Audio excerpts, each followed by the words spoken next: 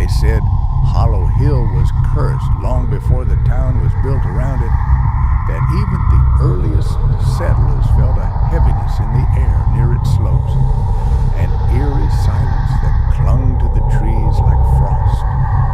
No birds ever sang there, no animals crossed its boundaries, and children who wandered too close returned with hollow eyes and memories they couldn't explain. When 27-year-old Leah Matthews inherited an old stone cottage on the edge of Hollow Hill from a grandmother she had never met, she saw it as an escape from the chaos of city life and her recent divorce. The cottage was quaint, surrounded by overgrown ivy and moss-covered stones, but it was the hill that dominated the horizon, casting long, unnatural shadows no matter the time of day. On her first night, Leah awoke to soft, rhythmic tapping against her window, though no wind stirred outside.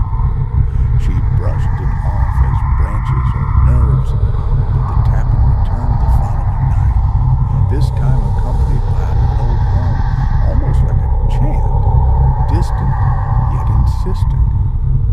By the third night, sleep evaded her entirely. The humming had grown louder, sometimes shifting into voices, whispers in the language she didn't recognize, echoing within the walls of the cottage itself.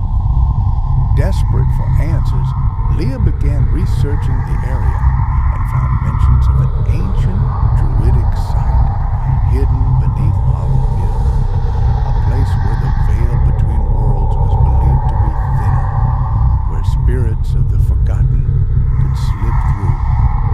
Her curiosity bloomed into obsession.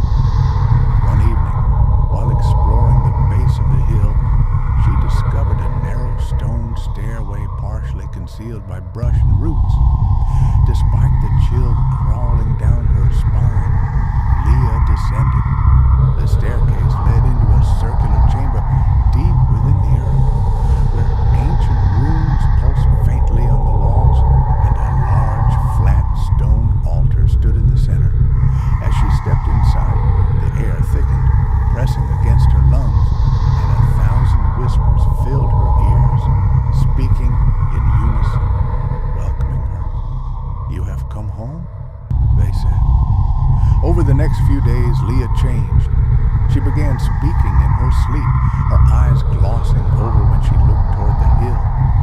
Locals avoided her cottage, saying they felt watched, felt drained. The humming now echoed constantly through her home. She could no longer tell when she was awake or dreaming.